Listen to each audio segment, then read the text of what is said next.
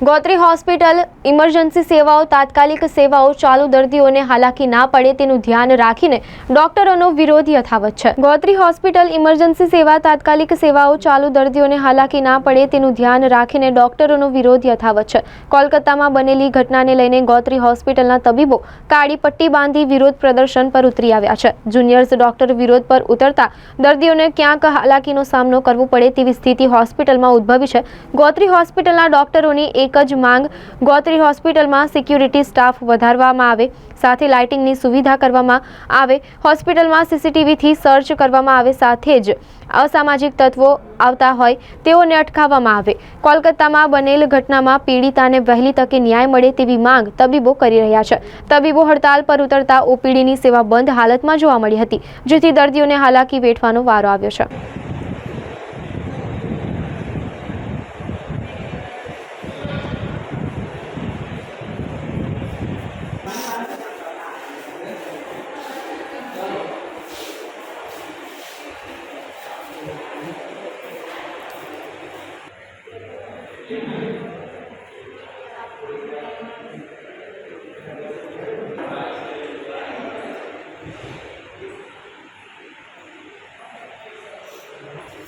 દાદા સ્ટ્રાઇક છે એટલે બધા ડૉક્ટર કોઈને આ જોવાના છે, ધવલ સર આ બધાને જોવાના છે, બોલાય જોના તો મારે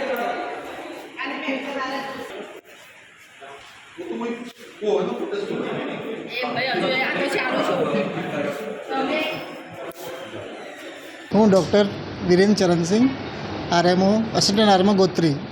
आज हमारे यहाँ तारीख 16/8/2024 रोज जो कलकत्ता अपना जो घटना बनी है डॉक्टर साथ आने माटे हमारे बधा जो जूनियर रेसिडेंट है, सीनियर इंटर्न है, आ बधा हड़ताल पर है। लेकिन हमारे यहाँ पर जो इमरजेंसी सेवा है, बाहर से जो दर्दी आवे है आने तात्कालिक ट्रीटमेंट माटे हमारे बधा डिपार्टमेंट में इमरजेंसी डॉक्टर रखवामां आवे छे, तथा तात्कालिक में बधा डॉक्टर जो बाहर पर दर्दी आवे छे आने बधाने तात्कालिक सेवा मळे आने माटे हमारे बधु इंतजाम बधु करवामां आवे छे।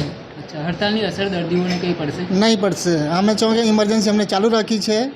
हाँ, बधा जो ओपीडी में नॉर्मल बीमारी होय, ताव आता हो, सर्दी खांसी वाला जो कान में दुखे, पेट में दुखे, आने माटे ओपीडी में आवવું જોઈએ। जो आने ओपीडी हमारे यहाँ बंद है।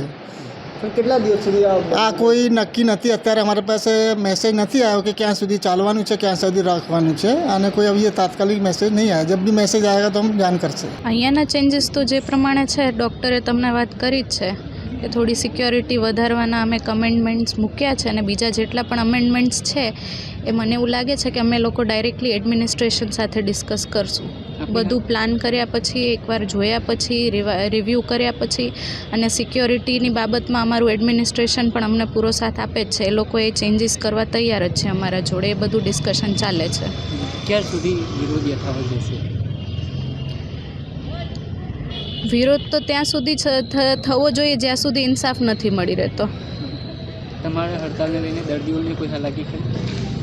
અમે દર્દીને હાલાકી ન થાય ઇમરજન્સી કેસીસમાં એની અમે ખાસ ધ્યાન રાખી છે। કોઈ પણ નોન ઇમરજન્સી કેસીસ અમે નથી, કોઈ પણ ઇમરજન્સી કેસીસ ના અટવાય, ના રોકાય, પેશન્ટને હાલાકી ન થાય એનો ખાસ ધ્યાન રાખવામાં આવ્યો છે। અમારા ડૉક્ટર્સ ઇમરજન્સી ટીમ અવેલેબલ જ છે।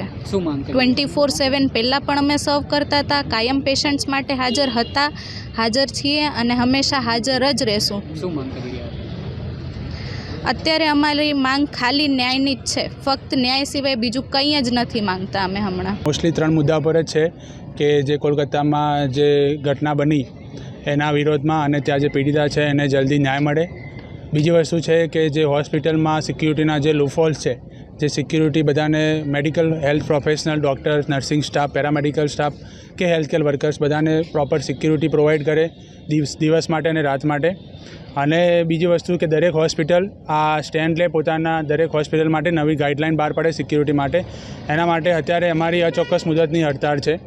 અને જો આ જે ત્યાં આરજેકર મેડિકલ કોલેજના જે ત્યાં જે સ્ટુડન્ટ છે, ત્યાં જે રેસિડેન્ટ છે, એમની જો જે માગ છે એ જેટલી બને એટલી જલ્દી વહેલા પૂરી થાય અને પીડિતાને જલ્દી ન્યાય મળે તો એ પ્રમાણે અમારી આ સ્ટ્રાઇકનો આગળ વધારો કે શું એ નિર્ણય લઈશું. તમારી સ્ટ્રાઇકના લઈને દર્દીઓને પણ થોડી હાલાકી વાળો આવશે. ના, એટલે અમે આજે 1 વાગ્યા સુધી તો અમારી ઓપીડી ચાલુ જ હતી. ઓપીડી સેવા સંપૂર્ણપણે ચાલુ હતી અને એ સિવાય જે તાત્કાલિક સેવાઓ છે, આઈસીયુસ છે, લેબર રૂમ્સ છે કે જે પ્રેગ્નન્સી રિલેટેડ માટે છે કે કેઝ્યુઅલ્ટી ઇમરજન્સી ઓટી છે, એ સેવા બધી ચાલુ રહેશે અને દર્દીઓને બને એટલી હાલાકી ના થાય એ અમે ખાસ ધ્યાનમાં રાખશું. અચ્છા, શું માંગ કરી રહ્યા છો? અમારી માંગ એક સેફટી માટે જ છે કે જે ડૉક્ટરોને અવારનવાર ડૉક્ટરો પર હુમલા થતા હોય છે, જે ડૉક્ટરો પોતાની જાન બચાવી અને દર્દીની જાન બચાવતા હોય છે, પણ પોતાની બી જાન બચાવવાનો એમનો વારો આવી જતો હોય છે.